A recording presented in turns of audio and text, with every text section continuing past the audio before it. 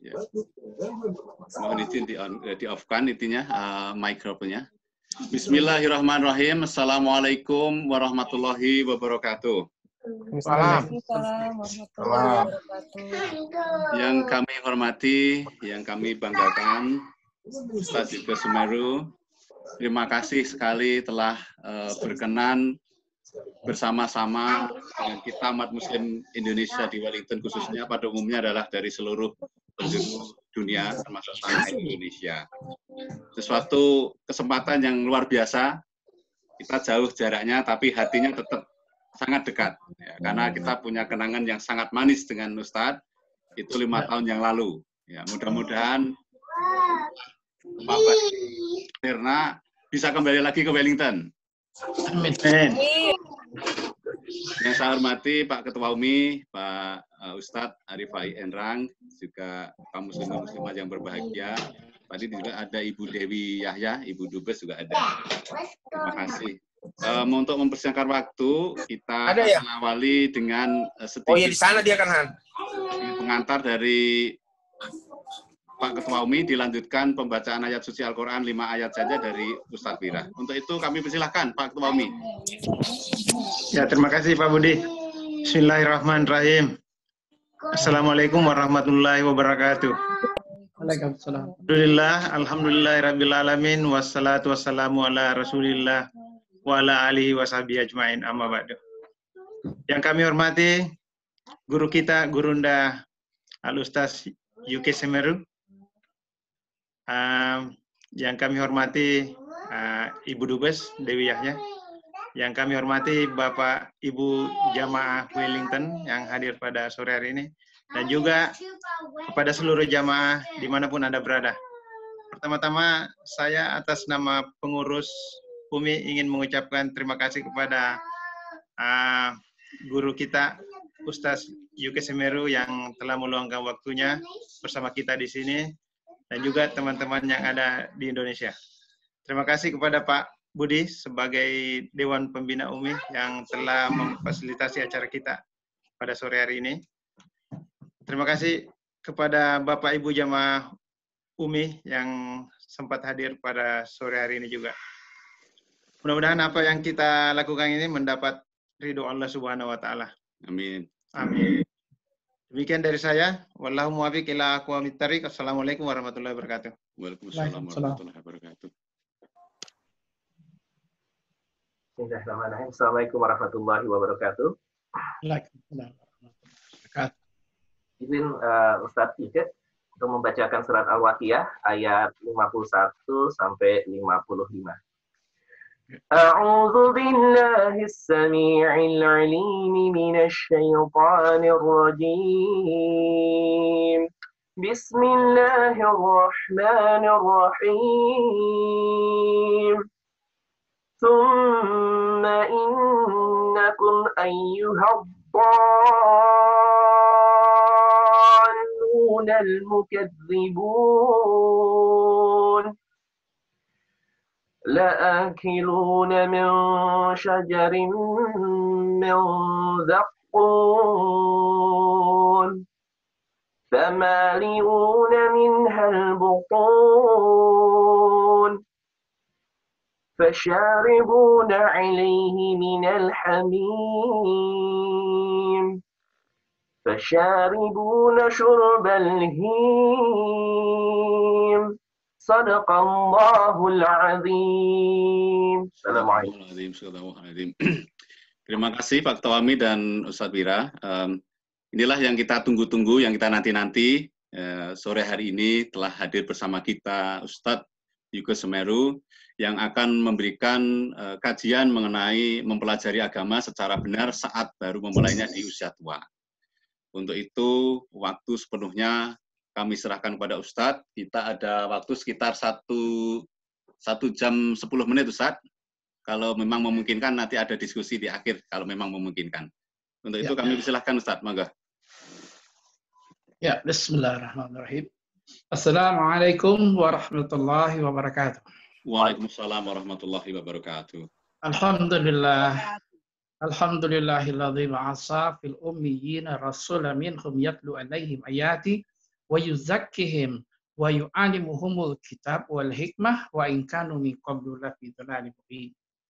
Asyhadu an la ilaha illallah wahdahu la syarika lahu wa asyhadu anna Muhammadan abduhu wa rasuluhu la nabiyya ba'dah. Allahumma shalli ala Muhammad wa ala ali Muhammad. Amma ba'd. Ya, saudara-saudaraku dimanapun berada, terutama ini yang mengadakan acara ini yang di Wellington, di mana 5 tahun lalu saya ke sana. Alhamdulillah dengan adanya corona ini jadi dimudahkan kita ketemu.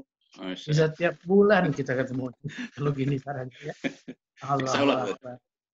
Menimba ilmu itu bisa rutin. Kan yang masalah ini kan temanya sekarang apa nih? Mempelajari agama secara benar saat pelajari agama secara benar saat baru memulainya dari usia tua. Ya. Oh, ini ya Majelis Ta'lim Umi. Jadi ini sebenarnya gini, mempelajari agama secara benar.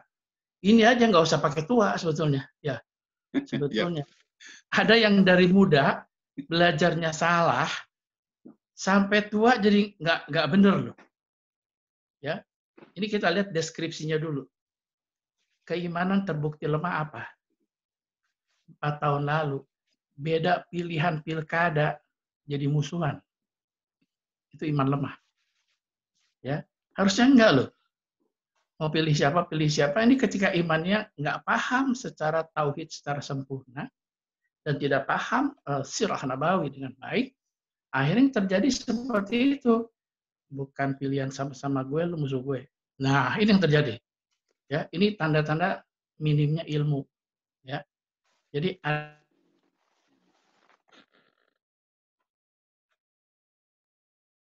yang punya ilmu, saya ngalamin teman-teman saya.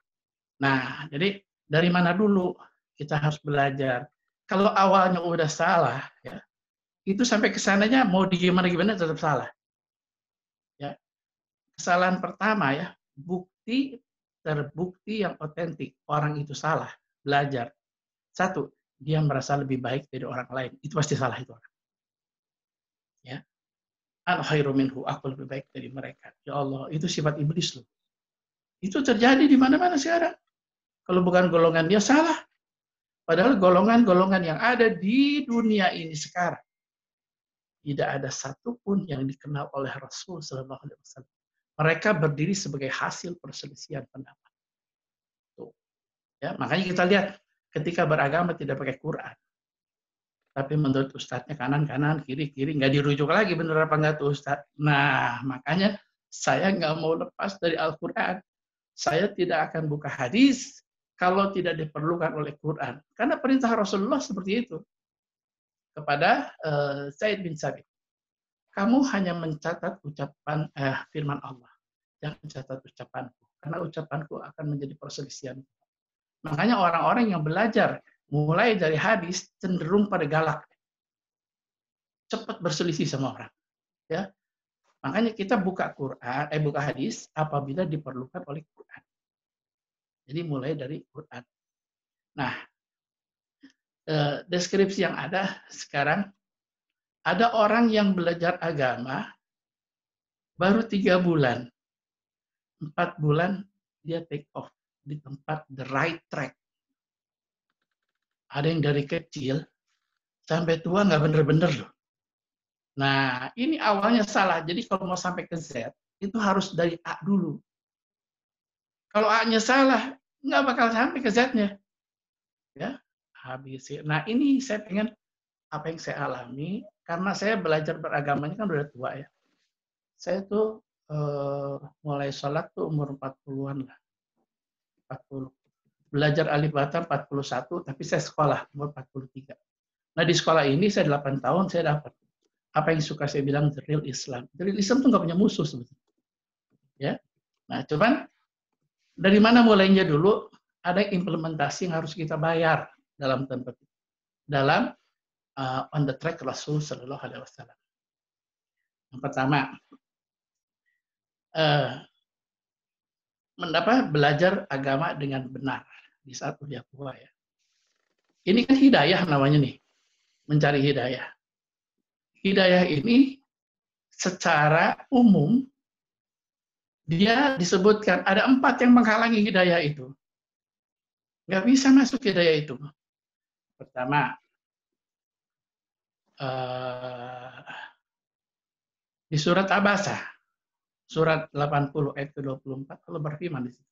A'udzubillahi minasyaitonir rajim. Falyanzuril insanu ila ta'am.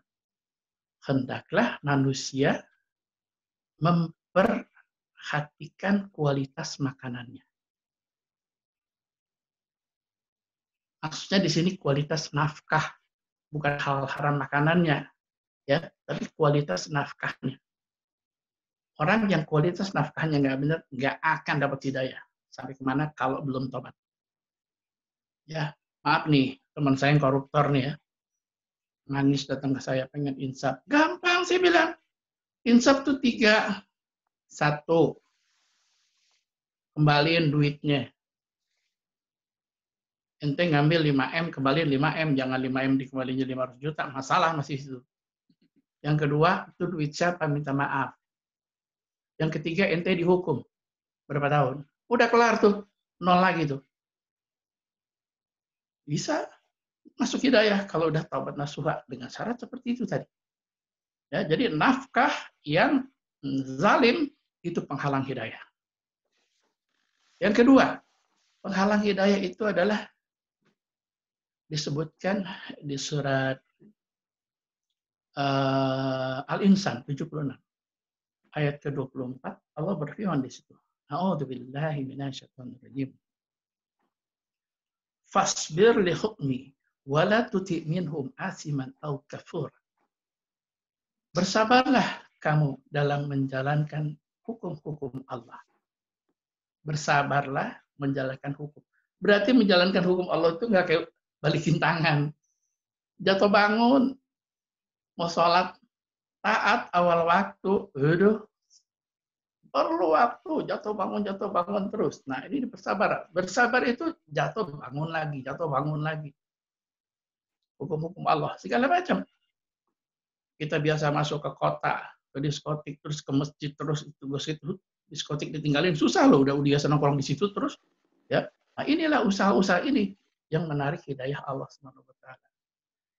Makanya kalau orang yang dosanya gede, itu lebih cepat daripada yang dosanya sedikit. Yang dosanya sedikit menanggung.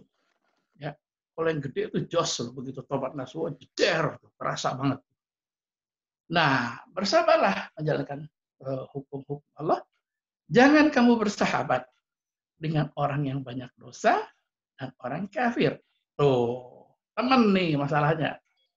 Bersahabat ya, berteman boleh, tapi bersahabat nggak boleh katanya. Beda ya, sahabat sama teman itu ya.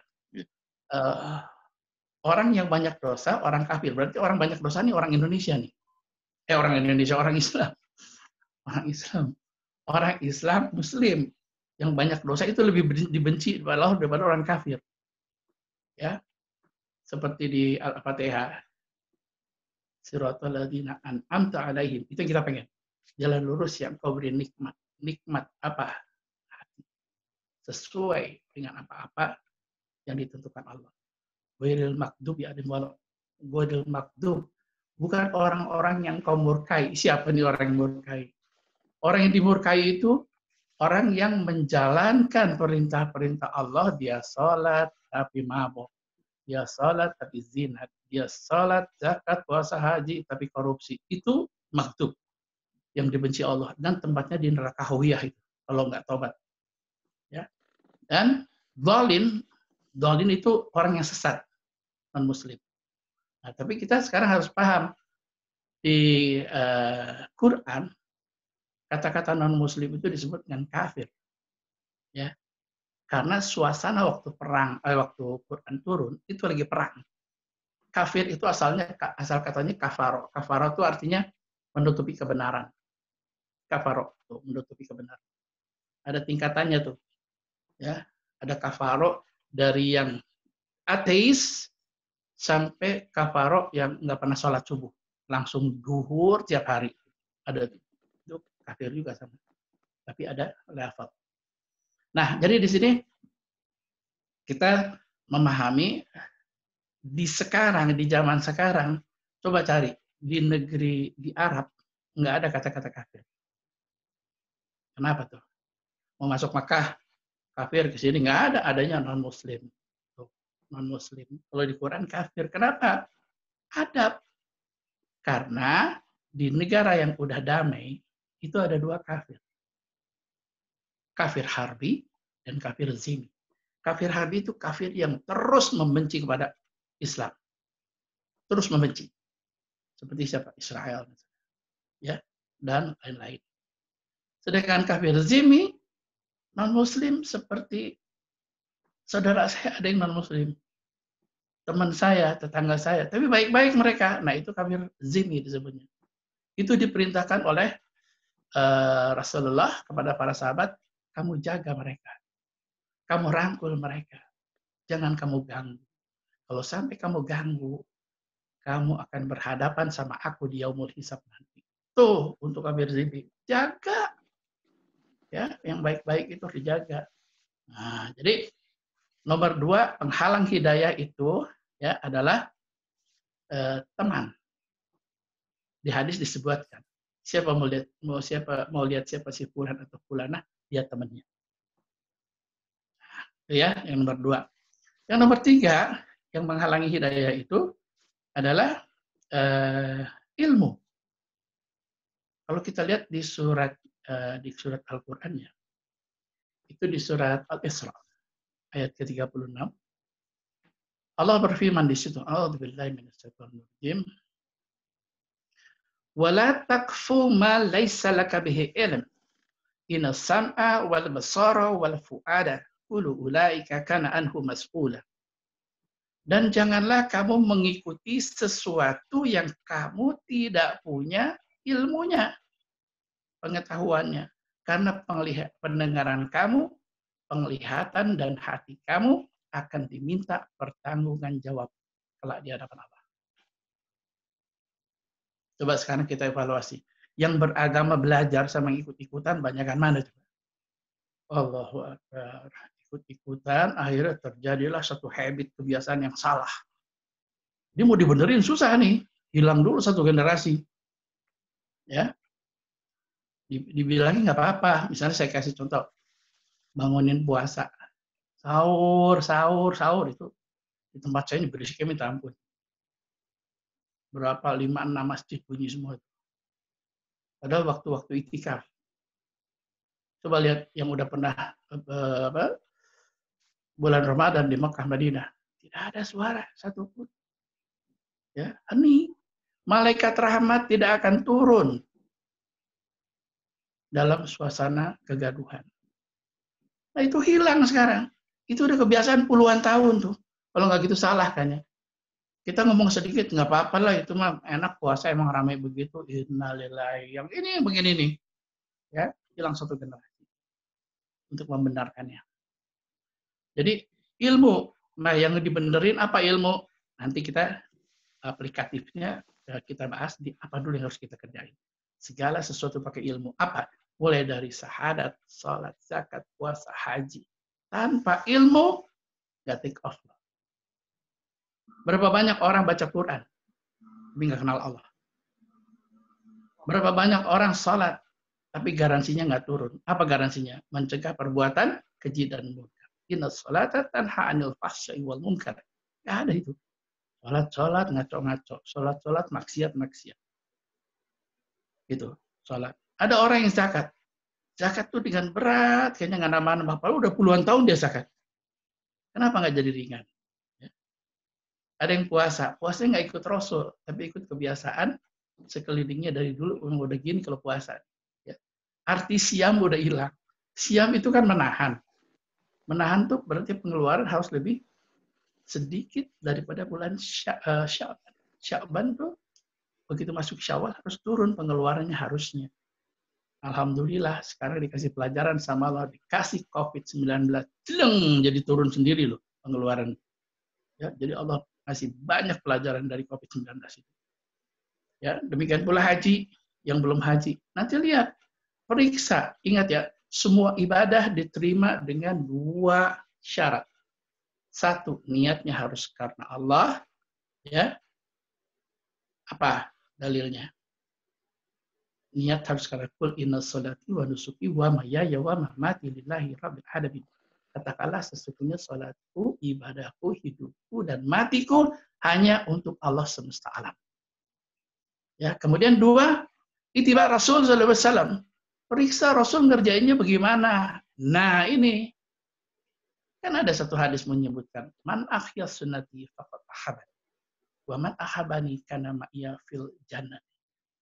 Barang siapa yang menghidupkan sunnahku, berarti dia mencintaiku. Barang siapa yang mencintaiku, dia akan bersamaku di surga. Menghidupkan sunnah, bukan sunnah hukum.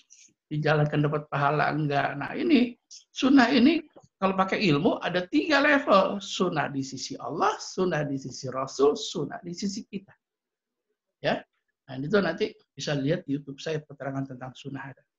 Nah, sekarang enggak, sunnah jadi blurred. Kenapa? Ada kelompok yang bilang, ini daftar Ustadz sunnah.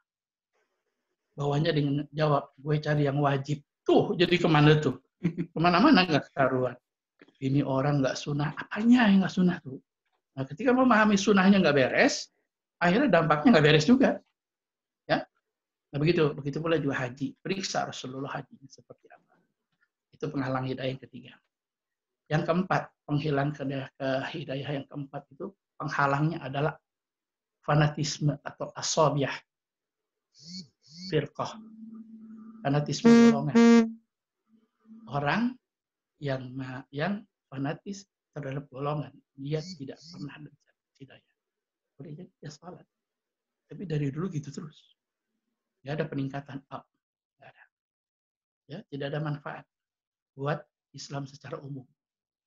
Ya, itu disebutkan. Makanya dalam satu ayat di surat Rum disebutkan, Fakim wajhaka lidini hanifah. Hadapkan wajahmu dengan lurus kepada agama Islam. Maksudnya, jangan tengok-tengok kanan kiri. Sibuk memperbaiki diri dulu. Ibda bin nafsi. Mulai dari diri kamu. Benerin diri kamu dulu. Hadapkan dengan lurus. Ya, tapi sedikit yang tahu itu katanya. Mereka belum benar udah nyalain orang itu yang terjadi. Kenapa? Ingat ya, golongan-golongan yang ada sekarang tidak ada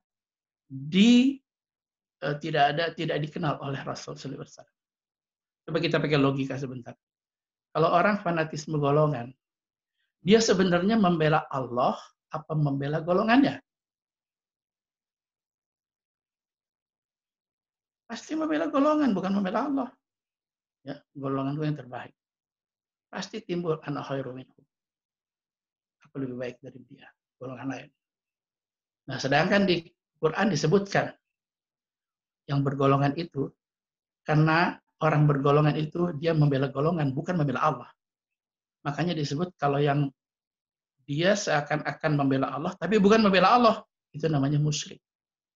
Itu disebutkan di surat Rum ayat 31-30. Taubat nasuha. Ya, saya begitu 7 tahun lalu, rupanya Allah tidak suka orang bergolongan, saya keluar. Saya main sama semuanya. Karena saya meyakini ayat ini. Munibina ilaihi wa taqwa aqibis shalah wa la takum minal musyrikin. Dengan kembali bertobat dan mendirikan salat, jangan kamu seperti orang-orang musyrik. Musyrik itu apa? Orang-orang yang memecah belah agama mereka menjadi beberapa golongan, setiap golongan merasa dirinya yang terbaik. Rum 31-32. Memecah belah agama. Ya, jadi hati-hati. Kita penghalang hidayah itu ada 4. Sebelum kita masuk, apa yang harus dikerjakan ya? 1, nafkah. 2, teman, sahabat. 3, ilmu. 4, fanatisme golongan. Ya. Nah, sekarang kita mulai sekarang. Kita udah dikasih tuntunan nih oleh Rasul Shallallahu Alaihi Wasallam bahwa ada tahapan dalam rukun Islam. Yang pertama adalah syahadat. Asyhadu an la ilaha illallah wa asyhadu anna Muhammadan rasulullah. Ini orang banyak ngomong. Tapi ketika implementasinya tidak on the track, dia nggak kenal Allah. Terbukti ini. Berapa banyak sekarang di bulan Ramadan ini uber-uberan khatam Al-Quran. Baca ini murotalnya aja, tahsinnya, khatam. Sehari 1 juz, 30 juz gitu. Padahal saya selama sekolah, tidak ada satu dalil pun perintah untuk mengkhatamkan Al-Quran di bulan Ramadan. Yang ada itu perbanyak membaca Al-Quran di bulan Ramadan. Nah, ketika perbanyak membaca Al-Quran di bulan Ramadan, perbanyak ya dari bulan biasanya. Kenapa sekarang di Quran disebutkan bukan Iqra, tapi utlu. Utlu ma uhiya ilaika minal kitab wa aqimis shalah. Bacalah ayat-ayat Allah Al-Quran dan kamu dirikan salat. Bacalah utlu. Iqra bacalah, utlu bacalah. Bedanya apa? Iqra itu baca, kayak barusan tuh. Bapak baca apa tadi? Waqiah. Nggak pakai artinya kan? Itu Iqra. Dapat pahala. 1 huruf, 30 kebaikan. Di bulan biasa. Di bulan Ramadan kali 7. Tapi nggak masuk ke sini. Kalau yang masuk ke sini namanya utlu. Seperti saya nih. Saya terangin ayat, saya terangin translate-nya. Jadi ngerti kan? Oh gitu. Nah itu namanya utlu. Ini kita disuruh begitu. Innalladzina yatluna kitaballah. Sesungguhnya orang-orang yang selalu membaca. Itu utlu. Utlu itu membaca Quran sampai ke hati. Jadi sekarang poin pertama, baca Quran jangan nggak pakai artinya. Supaya kenal Allah. Ya. Nah, ini dibuktikan lagi di ayat lain di surat Al-Baqarah. A'udzubillahi minasyaitonir rajim. Syahrul Ramadan allazi unzila fihil Qur'an hudal linnas wa bayyinati minal huda wal furqan al-ayat. Bulan Ramadan, bulan di dalamnya diturunkan Al-Qur'an sebagai petunjuk manusia, hudal linnas wa bayyinati, sebagai penjelasan dari petunjuk-petunjuk itu. Ya, dan pembeda yang hak dan batil. Coba saya tanya, kalau kita baca Quran nggak pakai artinya, ini kira-kira dapat nggak nih petunjuk, penjelasan petunjuk, pembeda yang hak dan batil? Nggak dapat. Akhirnya banyak orang yang baca Quran bolak-balik khatam, dapat pahala baca, tapi tidak merubah dirinya. Kenapa? Karena tidak masuk ke hati. Kenapa? Hati itu adalah pusat kekuatan kita. Tanpa dikasih suplemen, nggak bakal hidup ya. Ya. Nah, jadi membaca Quran itu seperti itu. Tapi disebutkan lagi untuk kita nih, sebenarnya untuk semua yang muda juga. Tapi kalau kita yang udah tua harus nih. Allah tidak suka sisa waktu. Makanya kalau baca Quran harus ada prime time, waktu khusus. Saya dulu 2 tahun baca Quran, baca ke sono ke sini. Tapi saya waktunya kalau sempat, saya ditanya sama mentor saya, antum udah suka Quran belum? Suka gimana? Udah nyedot belum? Enggak lah, biasa-biasa aja ya. Kapan bacanya? Kalau sempat, duniawi udah beres, baru aku baca Quran. Langsung dia ngomong, antum baca Quran kalau sempat, hidayahnya kalau sempat dari sana. Waduh, saya kayak dipukul sama palu tuh. Iya benar. Kan kita sekolah gak ada yang kalau sempat. Makanya bisa jadi pintar. Ya. Nah, makanya mulai sekarang kita terutama alhamdulillah yang udah di atas 40 tahun dapat fasilitas. 40 tahun tuh di Quran disebutkan arba'in sanah expire age. Umur udah lampu kuning, kalau traffic light tuh udah yellow deh. Ya. Udah makan ini salah. Ya. Mata rabun, baca mulai jauh begini kan. Ya. Oh, 40 tahun ke atas itu mulai dikasih fasilitas sama Allah. Apa? Tanpa alarm, dia bangun. Wa minal laili, di sepertiga malam terakhir. Dari jam 1 sampai subuh, ada jam 3, ada yang jam setengah 4. Itu 40 ke atas pasti bangun loh, tanpa alarm. Dan semakin senior, 70, semakin susah tidur. Subhanallah. Ini fasilitas dari Allah. Allah begitu baik. Karena ada next life. Yang sedikit sekali diyakini sama orang. Ada yang yakin, kalau yakin tuh udah tahu jalanin gitu. Ada yang kayaknya udah tahu tapi nggak dijalanin. Ya.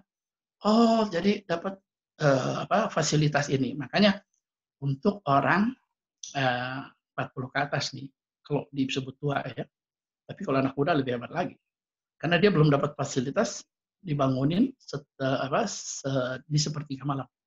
Anak muda umur 40, 39 ke bawah nggak dapat. 40 ke atas baru. Nah, di Quran disebutkan utlu ma uhiya ilaik tapi wa aqimis shalah. Ya. Bacalah Al-Qur'an. Baru kamu kerjakan sholat. Jadi kita sekarang bikin satu hari, oh disuruhnya Allah tuh baca Quran dulu, utlu sampai ke hati kamu, baru kamu sholat. Nah ini bikin satu habit. Karena sepertiga malam itu tempat turunnya malaikat rahmat, kita baca sekarang. Dan sholat itu harus awal waktu. Makanya baca Quran sebelum azan subuh. Satu. Ya, baca Quran sebelum azan subuh. Ini tentang Qurannya nih. Jadi kita harus paham bahwa Quran itu tidak bisa hanya dengan terjemah, harus ada ilmu lain. Ya, ilmu asbabun nuzulnya, nahwu sharafnya, balaghahnya, uslub badinya dan lain-lain. Untung saya sekolah, begitu saya udah tua kan sekolahnya, jadi lebih pakai logik gitu. Ya, nggak ada istilah Quran sebagai obat tuh baca surat ini 7 kali bakal jadi sembuh, nggak ada tuh baca yang begitu nggak masuk di logika saya. Nah jadi baca Quran sebelum azan subuh. Nah sekarang untuk masuk on the track tauhid, kenal Allah dengan benar. Satu, baca Quran sebelum azan subuh. Dua, pakai mushaf baca Qurannya. Mushaf itu Quran yang ada translate-nya. Jangan pakai handphone. Kalau handphone nanti ada setannya apa? WhatsApp masuk, kedek, pindah dulu ya. Yang ketiga, Quran itu sudah dipastikan, sudah tadi disusun dari Lauh Mahfuz, dari Jibril sudah disusun bahwa diawali dari surat Al-Fatihah ditutup dengan An-Nas. Sudah ada suratnya. Baca Quran itu dari depan. Jangan dipilih-pilih. Ini tragis loh. Saya waktu bikin tesis survei, ternyata ada 8 surat favorit dari 600 responden yang saya tanya. Kamu kalau baca Quran baca apa? Yang paling terus nomor 1 Yasin. Yasin, Kahfi, Ar-Rahman, Waqiah, Al-Mulk, Sajadah, Yusuf, Waqid. Allahu Akbar. Masuk setan kalau udah begitu. Supaya anaknya cakep, bacain surat Yusuf. Padahal 111 ayat Yusuf tidak ada urusannya sama anak. Allahu Akbar. 98 ayat Maryam tidak ada urusan sama anak. Ada lagi yang nanya ke saya, Ustadz benar nggak kalau baca Waqiah 3 kali habis sholat subuh, utang-utang bisa lunas? Innalillahi. Kata siapa ente? Ada yang ngomong gitu. Ini kan jadi kasihan orang-orang begini. Saya nggak nyalain. Coba kamu baca 96 ayat Waqiah. Setelah dibaca, baru dia ngomong nggak ada urusan emang utang. Emang kagak ada, terus siapa yang ngajarin? Tuh, petunjuknya hilang karena nggak pakai. Baca dari depan, surat apa? Al-Fatihah. Yang keempat, kita belajar disiplin. Allah menyukai amalan yang istiqomah, walaupun sedikit, tapi benar. Baca Quran tuh minimal 1 ain. 1 ain. Atau mau 2 ain boleh, tapi 2 ain terus. 1 ain terus. 1 juz boleh, tapi 1 juz terus. Jangan naik turun. Nah itu. Ya. Tapi kalau 1 ayat nggak bisa. Kemarin ada model-model ngaji buat saya. Ustaz, kita sibuk. Gimana kalau satu ayat? Kamu kalau satu ayat nanti ketemu itu alif lam mim tutup, ngapain? Apa yang didapat? Oh iya ya. Tuh, satu ayat adab Quran itu minimal satu ayat. 4 ya, satu ayat minimal, satu juz boleh tapi terus. Yang kelima, baca Quran itu karena utlu translate. Baca satu ayat, translate artinya. Bisa nggak bikin fondasi 3 hari berturut-turut, ayat 1, ayat 2, ayat 3, lulus. Yang in the row ya, nggak ada break. Jadi kalau ayat 1 lulus, ayat 2 lulus, ayat 3 kepleset, nanti terusin ayat 4 tapi hitungnya 1. Ayat 3 hitungnya 1, ayat 3, 4. 5 kepleset, 5, 6, sampai itu apa? In the row, nggak putus. Kalau sesuatu yang udah tiga kali berturut-turut dilakukan, itu berlaku kalau disandarkan kepada ayat man ja'a bil hasanati falahu asyru amsalihah. Barang saya membawa amal baik, aku kalikan 10. Kalau udah 3 hari berturut-turut baca Quran sebelum azan subuh, itu nanti kalau nggak baca Quran sebelum azan subuh jadi salah maksudnya. Tapi kalau kadang baca, kadang nggak jadi itu, nggak jadi fondasi. Ya, jadi tahap pertama Quran, 1 mushafnya punya sendiri, bacanya sebelum azan subuh, dari depan 1 ain pakai translate-nya. Kemudian itu syahadat ya, mengenal Allah. Kita akan kenal Allah kalau kita baca Quran pakai artinya. Kemudian mengenal Rasul sebagai Allah. Baca, ini masalahnya yang kenal, yang terkenal dari sunnah Rasul ini dimasukin setan sekarang. Apa? Sunnah Rasul yang terkenal apa coba? Istrinya 4 kan. Allahu Akbar. Ya, itu berarti dia nggak baca surah Nabawi. Ya, jadi sunnah Rasul itu artinya pemahamannya kebiasaan Rasul sebagai manusia. Apa itu? Qaul, perkataannya, perbuatannya, amar, dan takrir, diam tanda setuju. 3. Ya, bukan hukum. Kalau di kita hukum setelah wajib. Sunnah Rasul, kebiasaan Rasul sebagai manusia. Lihat sekarang, semua sirah Nabawi sama. Saya pengikut Rasul. Berusaha ikut Rasul. Kenapa? Dalam konteks nikah. Saya nggak bisa nikah lagi karena Rasul dalam semua sirah Nabawi, Rasul tidak pernah menikah selama Khadijah masih hidup. Ya, nggak pernah ada cerita Rasul menikah selama Khadijah masih hidup. Khadijah wafat, baru beliau menduda 2 tahun. Dan kemudian menikah dengan Saudah radhiyallahu anha, 10 tahun di atas Rasul. Jadi kalau umur saya sekarang 60 nih, mau ikut sunnah Rasul, si Umi masih hidup, nggak bisa. Andai kata si Umi istri saya nih, meninggal, saya harus nunggu 2 tahun, 62. Udah 62, nikahnya harus sama 10 tahun di atas saya, jadi istri kedua saya harus 72 umurnya.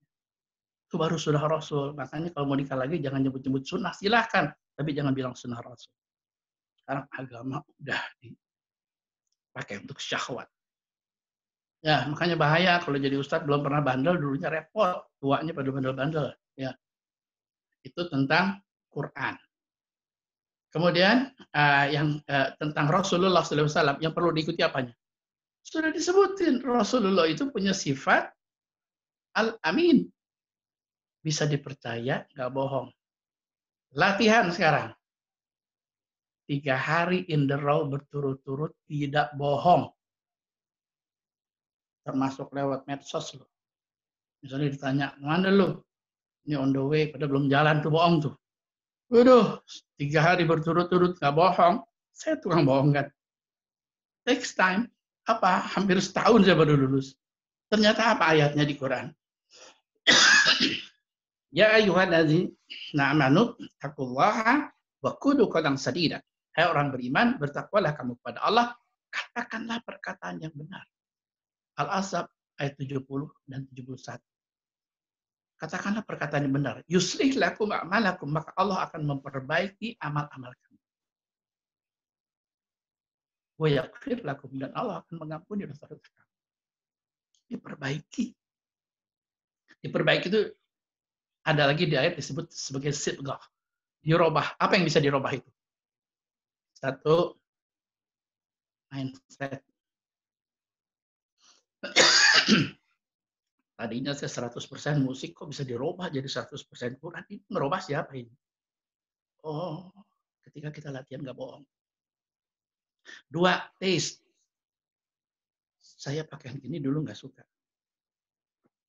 Sekarang pakaian saya semuanya gini. Kalau nggak gini kayaknya salah. Tapi saya nggak nyalahin yang pakai jeans, pakai t-shirt, nggak nyalahin. Bebas-bebas aja, cuman saya ini sendiri nih. Taste-nya dirubah. Yang ketiga, karakter. Ya Allah, dulu temperamental, sekarang marahnya susah, lama banget. Oh, itu 3 bisa dirubah. Ya, sidghah. Allah bisa berubah ketika kamu jujur. Nah, jadi pilihan. Tapi nggak mungkin orang nggak bohong. Makanya di hadis ada 3 yang boleh bohong, white lie itu. 1, mendamaikan. Yang sedang berselisih. A, B berselisih, kita beli makanan kesenangan A, bilang dari B. Nah itu bohong, tapi boleh untuk mendamaikan. Yang kedua, menyembunyikan orang yang sudah tahu banget kita orang ini nggak salah, tapi mau dibunuh atau ditangkap, boleh. Yang ketiga, membahagiakan pasangan hidup. Ini kias hukumnya dari Rasul Sallallahu Alaihi Wasallam. Makan sup bikinan Aisyah radhiyallahu anha.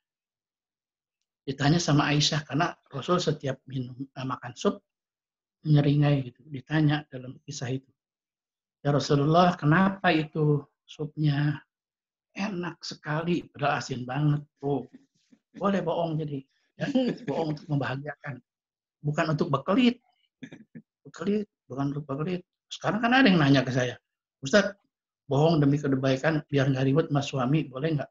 Apa tuh ngebohong gimana? Saya kan reuni katanya. Reuni, makan sama mantan saya. Supaya nggak berantem, saya bilang rame-rame. Itu namanya bekelit, dari awalnya udah nggak boleh berhalwat itu. Tuh, oh nggak boleh ya? Nggak boleh, itu nggak bohong untuk dari selamat. Kamu makan siang tuh, besok makan sore, makan malam, nggak pulang lama-lama loh, saya bilang. Ya, oh jadi boleh berbohong 3. Misalnya bapak-bapak nih mau ke undangan, kalau sekarang tuh kan jarang masak, ya udah beli-beli semua. Mau ke undangan, terus istri bapak nih pakai hijab, tapinya pakai kembang 2 di sini gitu. Gimana tuh? Sementara istri nanya, Beb, oke nggak nih? Hijab gue model baru nih. Gimana bapak bilang? Subhanallah, keren. Boleh tuh, bohong gitu. Padahal jelek gitu. Cuman kalau udah anak-anak banget, lo jalan sendiri sono gitu ya. Nah, inilah kita lihat dari soal jujur. Ingat tadi 1 Quran ya, 2 jujur. Yang ketiga nih, 3 ini duluan. Soalnya hablum minallah semua. Yang ketiga ini perbaikan sholat. Karena sholat itu inna awalul muhasabu yaumal qiyamati min ibadihi min amalihi sholat. Sesungguhnya amalan yang pertama kali diperiksa Allah di hari kiamat atas seorang hamba adalah sholat. Hadis lain, Salu kama ra'aitumuni usalli. Salatlah kalian seperti melihat aku sholat.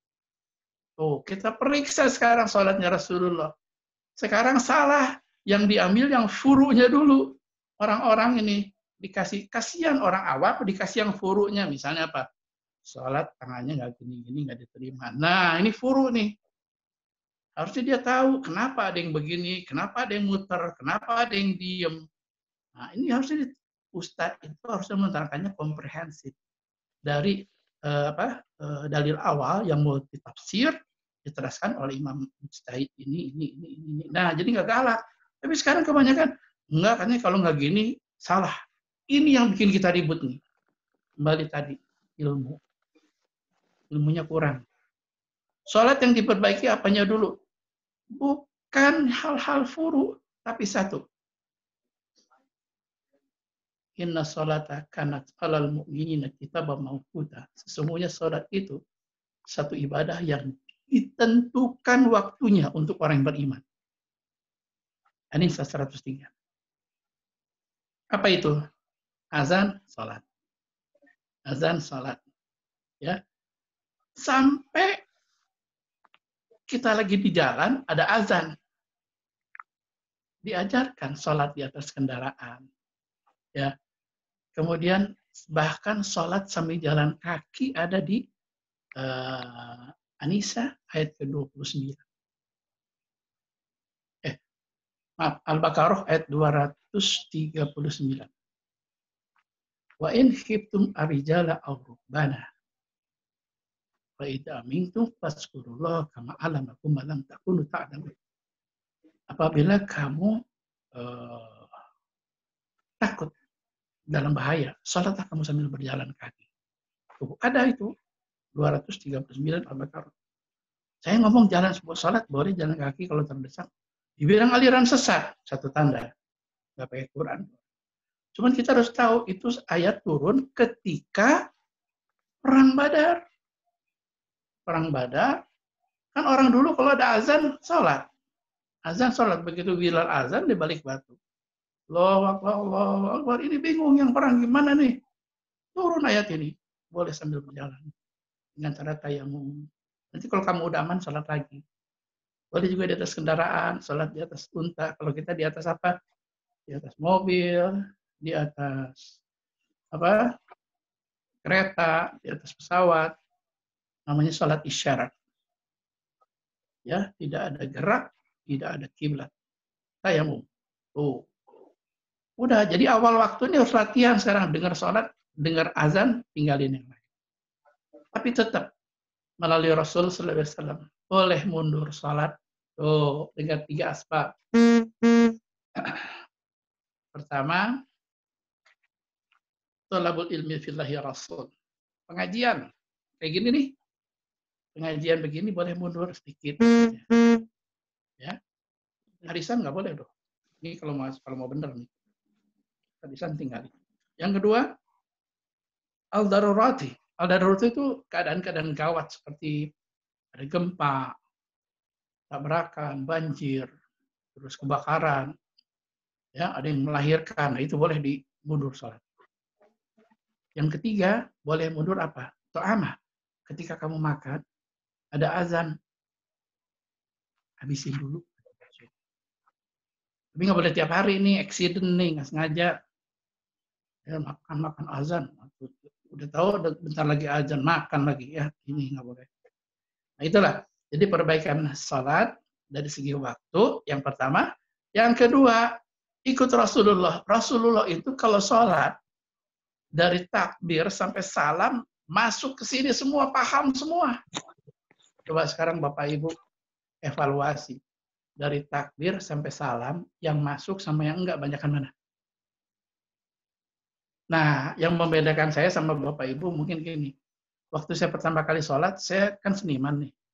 Saya nggak senang ngomong nggak ngerti gitu loh. Ngomong nggak ngerti itu saya nggak senang. Makanya saya belajar dulu.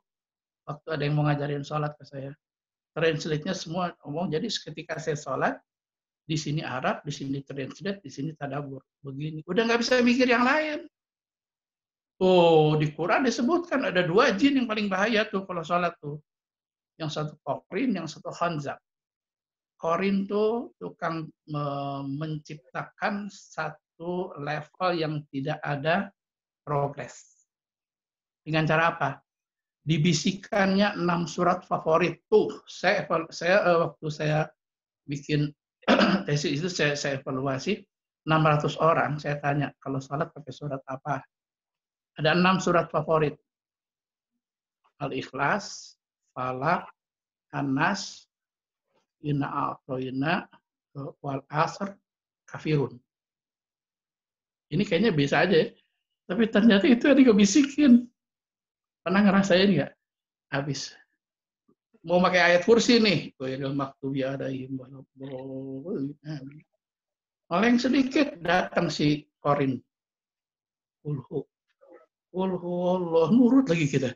Terus akhirnya terjadilah surat yang udah on and on, sudah dikultuskan, akhirnya bisa baca surat itu Al-Fatihah dan surat itu udah bisa sambil mikir yang lain. Kalau udah bisa mikir yang lain, tugasnya estafet ke jin yang namanya Khanzab. Apa? Tukang ngirim berita. Dikirim berita. Itu dompet di sono tuh. Pintu belum ditutup. Segala macam aja disebutin. Nanti masak apa semua. Akhirnya begitu sujud, bangun, Allahu Akbar. Ini sujud ke berapa gue ya? Ke satu, kedua. Bangun, lupa rakaatnya nih. 3 apa keempat. Itu kerja dua jin. Jam session. Siapa itu? Korin dan Khanzab. Korin tukang bikin progres tidak naik. Khanzab tukang kirim berita. Di mana? Ya. Jadi sholat diperbaikinya sekarang jangan bicara soal furu. Awal waktu paham yang diucapkan. Susah. Ada bridge-nya. Apa? La sholatal illa yaqra'u umul kitab. Tidak sah sholat tanpa membaca umul kitab. Tidak sah sholat tanpa membaca Al-Fatihah. Mulai sekarang belajar word by word. Bismillah sampai amin. Kenapa? Oh, jadi ingat ya, kesimpulan pertemuan kita ini yang baik adalah satu, periksa dulu penghalang hidayah tadi sudah ya. Apa itu? Nafkah, kemudian teman, kemudian ilmu, dan fanatisme golongan. Itu penghalang hidayah.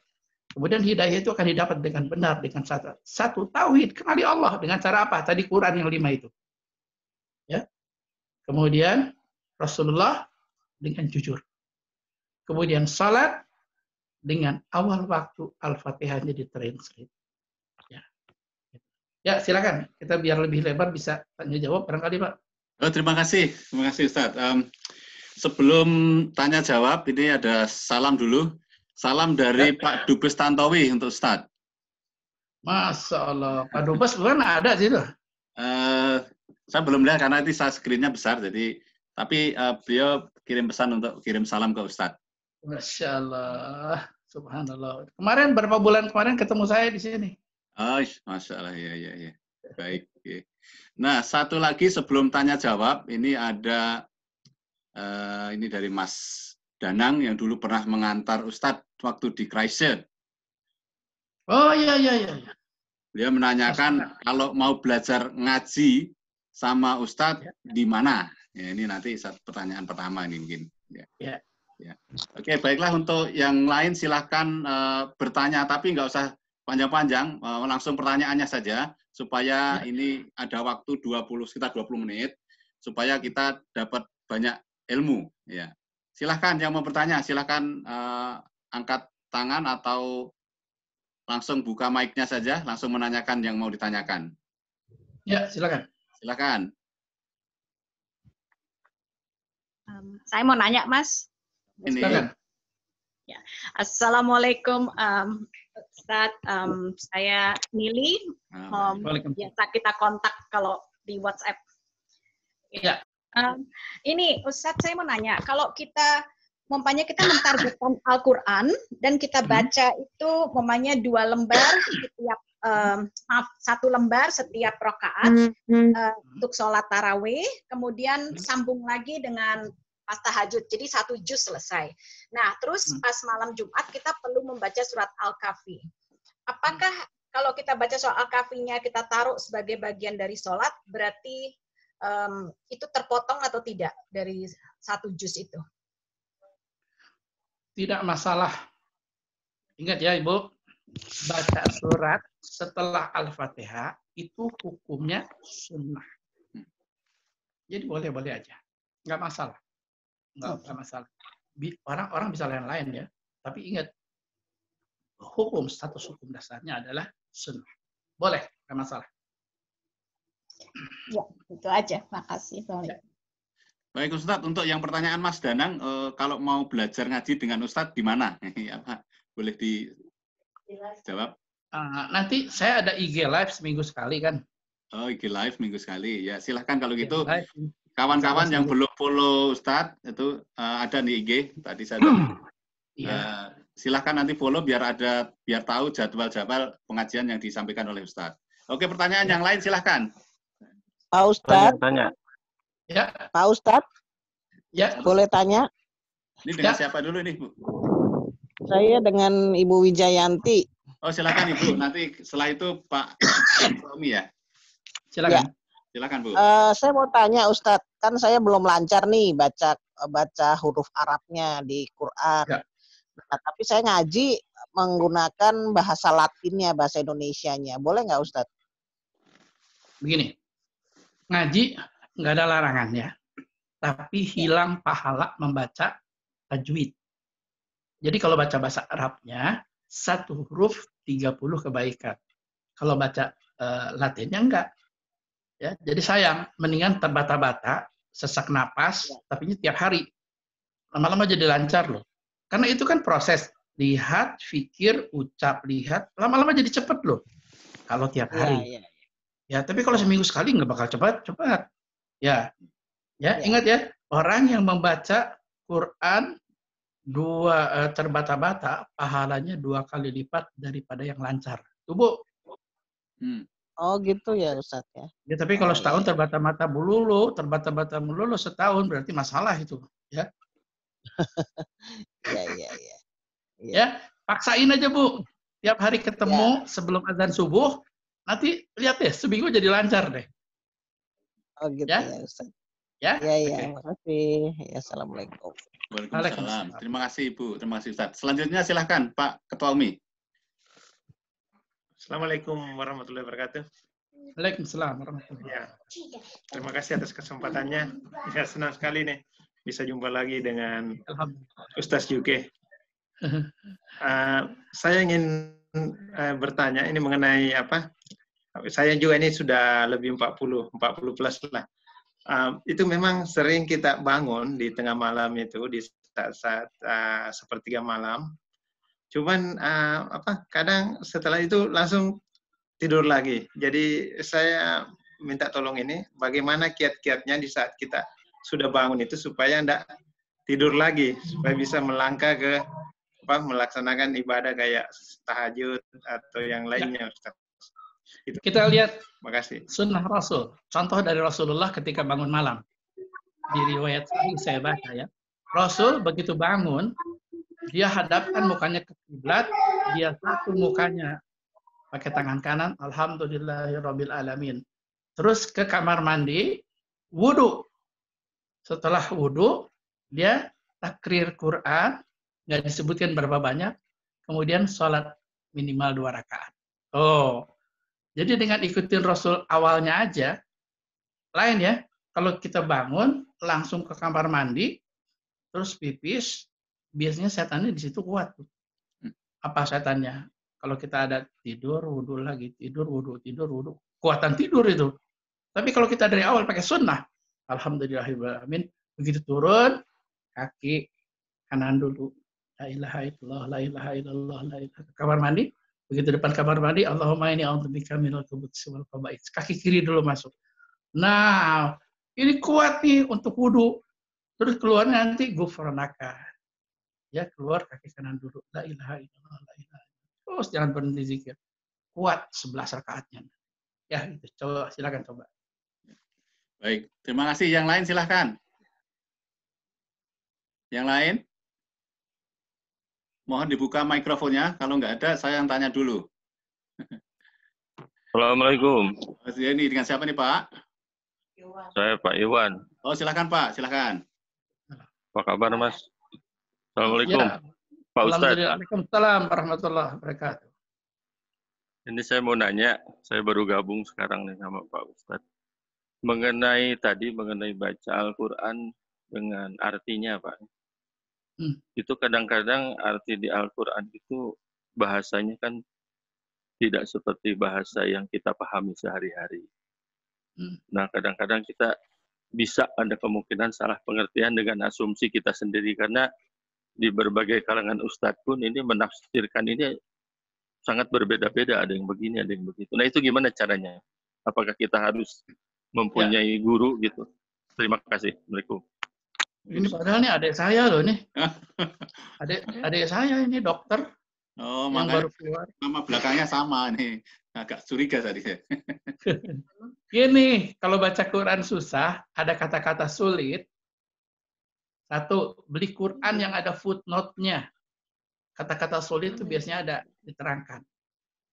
Yang kedua, kalau sulit menurut ahli-ahli Quran tafsir Quran, mundur 3-4 ayat, baca lagi pelan-pelan, nanti nyambung. Nggak mungkin nggak nyambung. Cuman sensi kita yang harus di. Jadi mundur 3 ayat, baca lagi. Yang ketiga, kalau nggak bisa juga, pakai footnote nggak bisa, mundur nggak bisa, baru phone a friend, telepon ahli Quran. Saya biasanya nelpon ke sayanya masih masalah, saya tanya ke senior saya. Jadi kita tolong menolong dalam kepahaman. Tapi nggak mungkin terlalu jauh. Artinya tuh 11-12 lah. Ya, nggak mungkin jauh maksudnya. Cuman ada perbedaan. Gitu aja. Ya, Wan ya. Pak Iwan. Terima kasih, Mas. Ya. Oke, silahkan yang lain kalau masih ini. Silahkan yang lain untuk menanyakan. Iya, Mas Budi. Ya, silahkan. Assalamualaikum, Pak Ustadz. Waalaikumsalam warahmatullahi. Saya Rian. Saya ada pertanyaan, singkat aja, Pak Ustadz. Kan pada saat melakukan sholat tahajud, tadi Pak Ustadz bilang kan 2 rakaat minimal. Terus lebih bagus lagi itu kan ganjil. Terus yang Ian sering dengar dari Pak Ustadz itu kan 11 ya, gitu, 11 rakaat. Terus pada saat Ian melakukan tahajud ini, terus terpotong dalam arti kata sebagai wanita kita suka ada tamu bulanan gitu. Terus Ian melakukan tuh dalam 1 minggu berturut-turut. Pada saat kita hari ketiga terputus, kita akan balik lagi seperti awal pertama atau berlanjut gitu Pak Ustadz. Terima kasih. Assalamualaikum warahmatullahi wabarakatuh. Waalaikumsalam. Yang pasti balik lagi seperti pertama sampai 3 kali in the row ya. 3 kali in the row. Nah, kemudian tahajud bukan ganjil. Al-qiyamul lail masna-masna. Salat malam itu kelipatan 2. Boleh 2, boleh 4, boleh 6, boleh 8. Kita lihat Rasul. Oh, Rasul tuh yang paling sering dilakukan 8 ditambah 3 witir 1 salam. Jadi 11 rakaat. Ya. Nah, jadi ada beberapa perbedaan, nggak usah diributin. Karena hukum tahajud itu sunnah. Ya. Tapi kalau kita lihat Rasul, dia mengerjakan 2 salam, 2 salam, 2 salam, 2 salam ditambah 3 witir. Itu paling satu. Mau jalur cepat, ikut Rasul. Ya. Kalau saya dulu dibilangin 2 rakaat, boleh. Saya nanya, Rasul berapa? 11. Saya ikut Rasul. Gitu. Alhamdulillah, 11 Ustaz. 11. 8 ditambah 3 witir. Iya. Terus kalau yang 3 kali berturut-turut itu kalau ibu 2 terus terhalang haid, begitu sehat 3 sampai sampai lulus 3 in the row tidak putus. Oh gitu. Kalau Ian balik lagi Ustaz ke awal lagi jadinya. Iya, balik lagi. Oh iya. Ya? Iya. Oke. Balik lagi hitungannya loh. Iya, Ustaz, balik lagi ke awal lagi. Jadi dari pertama lagi gitu. Hitungannya. Iya, hitungannya 1 Iya. 2 3 ya. Iya, hitungannya. Ya, ya. Ya, silakan yang lain. Baik, silakan. Ini masih ada waktu 12 menit. Ayo, silakan yang mau bertanya sebelum nanti saya tanya sendiri. Boleh Silakan. tanya Pak Budi? Pak Budi boleh tanya? Silakan Pak, silakan Pak. Ya.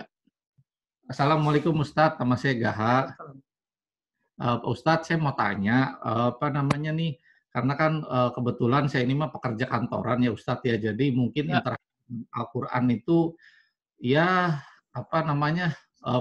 pastilah tidak sebesar apa yang saya inginkan gitulah ya. Sebenarnya saya pengennya lebih banyak gitu ya kan. Nah ini dalam berinteraksi dengan Al-Quran ini lebih baik itu banyak membacanya atau banyak menghafalnya gitu. Karena kalau saya sendiri kalau untuk menghafal itu perlu waktu yang sangat lama gitu untuk menghafal kadang-kadang jangankan satu baris gitu ya, satu kata aja tuh kadang-kadang saya perlu lama gitu sampai diulang-ulang gitu ya. Karena ini penting, lebih bagus mana ini atau keutamaannya lebih bagus mana, apakah membaca atau menghafalnya itu. Terima kasih Ustadz. Ya, jadi Quran itu disebutkan diturunkan untuk dibaca, penuhi hak-haknya. Apa? Tahsinnya yang benar, tajwidnya, makhrajnya benerin. Kemudian masukin ke dalam hati, fi sudur, terjemah. Ya.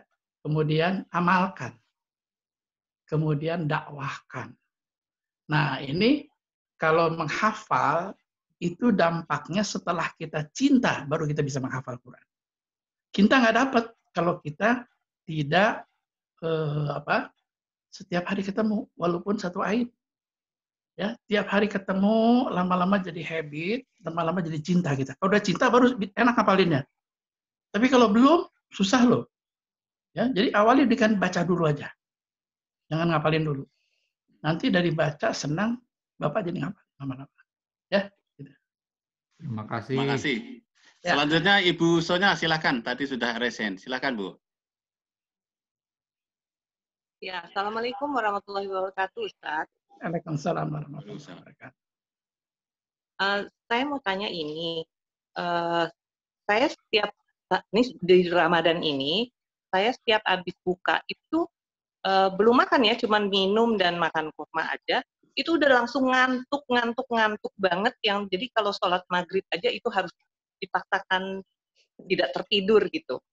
Nah, jadi saya sholat isya-nya itu tidur dulu, Ustadz.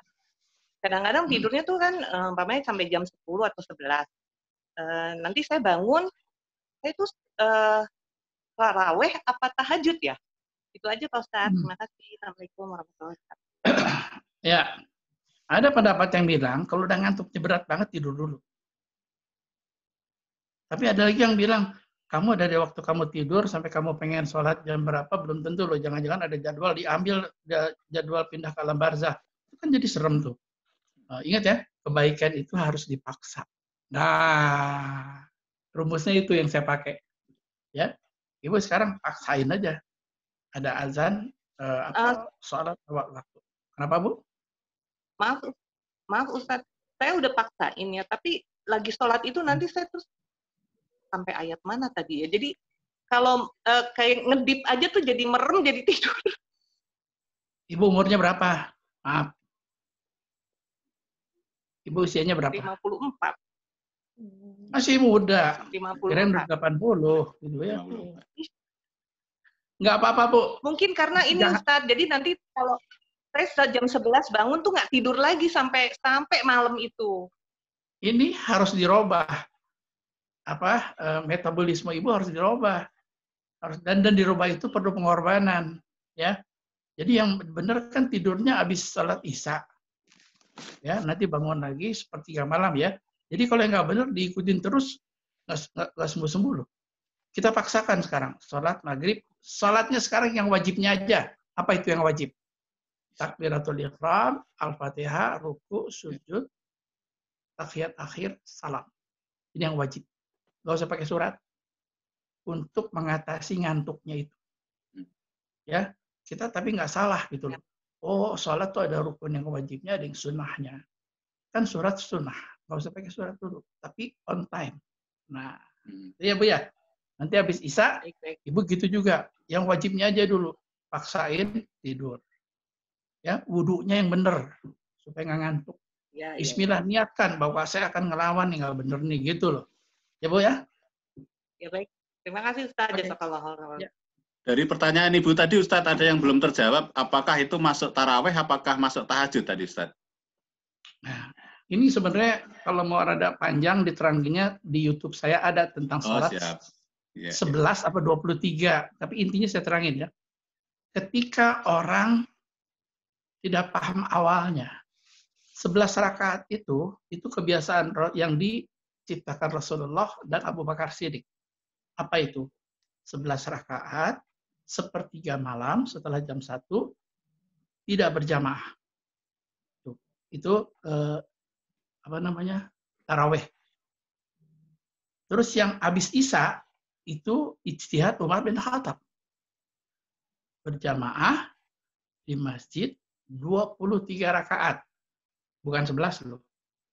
Di kita dibikin di masjid pada Isya 11. Nggak ada contohnya itu dari sono. Ya, cuman karena dipakai itu akhirnya timbul nanti saya tahajud lagi apa enggak? Tahajud sama taraweh bedanya apa? Tahajud itu sholat setelah tidur. Taraweh itu nama lain dari tahajud di bulan Ramadan. Arti taraweh adalah santai, berlama-lama di hadapan Allah. Suratnya panjang-panjang gitu loh. Ya, sama aja. Tapi sekarang ketika dipakai ijtihad baru di kita habis Isya 11, pasti ada pertanyaan. Ntar, kalau aku boleh tahajud lagi nggak? Coba kalau habis Isya 23 ikut Umar bin Khattab yang benar nih, contohnya kan 23. Nggak bakal ada pertanyaan lagi loh itu loh. Udah 23 soalnya. Ya. Tapi lihat YouTube saya untuk jelasnya. Siap. Ini sebelum saya bacakan yang melalui message, ada tadi Pak Dedi sudah angkat tangan. Silakan Pak Dedi, singkat saja pertanyaannya. Ya. Kita ada waktu ya 6 menit lagi ya. Terima kasih. Baik, makasih Mas Budi. Assalamualaikum Ustadz. Waalaikumsalam warahmatullahi. Pertanyaan saya tadi salah satu meraih hidayah dari Allah itu adalah menjaga makanan. Ya. Halalan thayyiban mungkin Ustadz ya. Lalu bagaimana makanan yang diberikan oleh orang lain, tetangga, yang kita tidak tahu asal-usulnya, apakah itu termasuk halal, Ustadz? Itu aja, Mas Budi, terima kasih. Assalamualaikum warahmatullahi wabarakatuh. Disebutkan, hukum itu buat yang tahu. Kalau tahu, jangan dimakan. Kalau nggak tahu, boleh. Kalau ragu-ragu, subhat, tendang ke haram. Gitu aja udah. Gampang. Menurut Rasulullah, kalau ada sesuatu yang subhat, tendang ke haram. Ya, tapi kalau nggak tahu, nggak apa. Ya? Terima kasih, Ustaz. Ya, jelas ya? Baik, satu lagi Ustaz ya, terakhir ini yang saya bacakan dari message. Ini izin tanya tentang Lailatul Qadar. Ya, Lailatul Qadar adalah malam perjalanan religius Nabi Allah Muhammad SAW. Mohon penjelasan hubungan malam Lailatul Qadar dengan kita sebagai umat Muslim ingin mendapatkan malam 1000 bulan tersebut. Silakan Ustaz. Ya. Lailatul Qadar jangan tertipu. Sekarang banyak yang dari hadis-hadis dhaif tapi masyhur. Ciri-ciri malam Lailatul Qadar katanya apa? Tidak ada angin. Pohon-pohon merunduk semua. Enggak ada itu. Lailatul Qadar itu gaib, nggak bisa dilihat dengan itu. Cuman yang kelihatan nanti setelah selesai Ramadan, Syawal, kelihatan orang yang dapat Lailatul Qadar itu semua menjadi baik. 180 derajat. Tadinya pemarah jadi sabar. Tadinya sholatnya kadang-kadang jadi awal waktu. Tadinya nggak baca Quran jadi tiap hari baca. Tadinya pelit, sekarang sodako. Itu yang dapat Lailatul Qadar. Tapi kalau ada orang yang bilang, aku dapat Lailatul Qadar bulan kemarin, pasti nggak dapat orang. Ya. Lailatul Qadar dinilai oleh orang lain, bukan oleh diri sendiri. Ya, gitu. Baik, mungkin ada 3 menit. Satu lagi pertanyaan mungkin. Kalau masih ada, kalau tidak kita tutup. Satu pertanyaan. Oke, kalau baiklah, terima kasih Ustadz atas nasihat-nasihatnya. Ya, silakan. Buat Ibu Dubes nih salam nih, mana kagak nongol Bu? Ibu ada Dewi. Tadi Ibu Dewi Yahya ada. Ada. Ada dari awal. Salam ke Mas Tantowi. Nanti kita sampaikan juga. Baiklah, terima kasih Ustadz. Kita 2 menit lagi buka. Mohon izin sekiranya Ustadz berkenan untuk memberikan doa kepada kita semua, mengakhiri kegiatan kita sore hari ini. Ya. Kita menengadahkan tangan. Mudah-mudahan Allah SWT mengabulkan doa-doa kita. Allahumma nas'aluka al-huda wal tuqa wal afafa wal ghina. Ya Allah, anugerahi kami dengan hidayah-Mu, ketaatan, kehati-hatian, dan kekayaan yang hakiki. Allahumma nas'aluka al-ilma nafi'an wa amalan mutaqabbalan wa rizqan halalan thayyiban. Ya Allah, anugerahi kami dan ilmu yang bermanfaat. Amalan-amalan yang Kau terima serta rezeki yang halal dan amin. Ya Allah, sempurnakan amalan kami di 10 hari Ramadan. La haula wala quwwata illa billah. Subhanaka wa bihamdika asyhadu an la ilaha illa anta astaghfiruka wa atubu ilaik. Assalamualaikum warahmatullahi wabarakatuh. Selamat berbuka puasa ya. Terima kasih. Waalaikumsalam warahmatullahi wabarakatuh. Terima kasih sekali lagi Ustadz. Assalamualaikum warahmatullahi wabarakatuh. Kepada teman-teman yang ada di New Zealand, selamat berbuka puasa. Bagi Bapak Ibu sekalian yang ada di Indonesia, selamat melanjutkan ibadah puasa. Ya. Terima kasih. Mohon maaf apabila ada kekurangannya. Assalamualaikum. Waalaikumsalam. Terima kasih Mas Budi waktunya. Terima kasih. Terima kasih. Terima kasih Bu Ustaz. Terima kasih. Assalamualaikum dari Jakarta. Terima kasih Jakarta. Terima kasih Ustadz Yuke. Terima kasih. Masyarakat bisa dibalik. Terima kasih semuanya Mbak Nana semuanya. Terima kasih semuanya Pak Pribadi. Terima kasih Jakarta. Ibu Reni Jayusman ada. Terima kasih. Luar biasa hari ini. Ya, sama-sama. Assalamualaikum. Senang sekali. Terima kasih semuanya saya yang dari mendengarkan. Indonesia ya. Kok kita nggak foto dulu? Terima kasih Bu. Ibu Reni terima kasih. Oke, sami-sami. Monggo tindak New Zealand.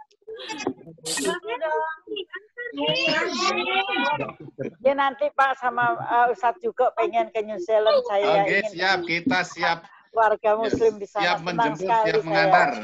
Monggo. Insya Allah. Bunda Reni, apa kabar? Alhamdulillah baik, Mbak. Allah Bunda Reni. Terima kasih Bu Novi telah bergabung. Terima kasih. Ada. Aji ada nggak Aji?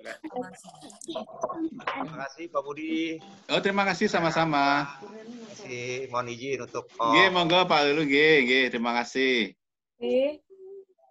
Kita setiap hari ada pengajian yang sama jam 4 kecuali hari Rabu itu Hakim nanti jam 12.45. Nanti kita umumkan lagi. Terima kasih.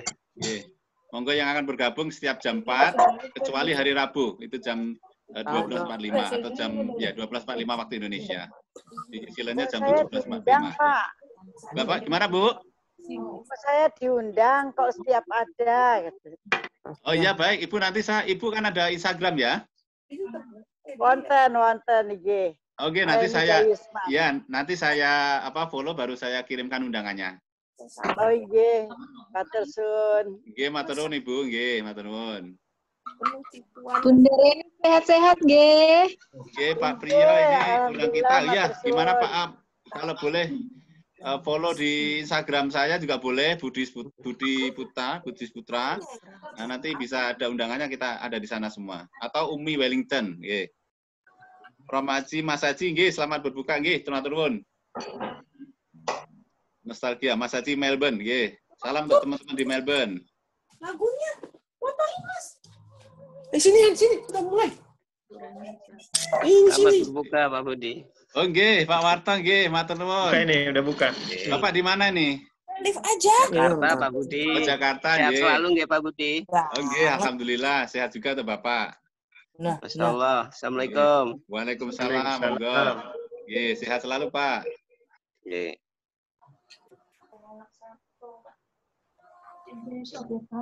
Makan dulu. Berbuka. Iya, buka dulu. Pakai air dulu. Minum air.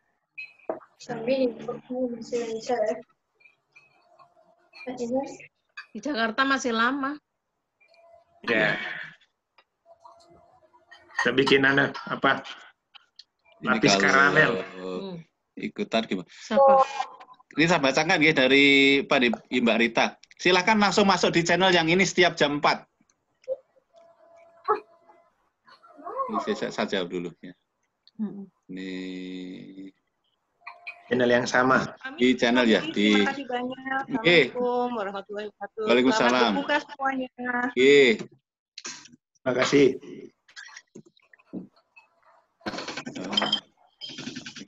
Wira. Ya. Buka apa? Apa ini martabak ya? Sama. Martabak kan? Pinter, dinner. Sama tindik.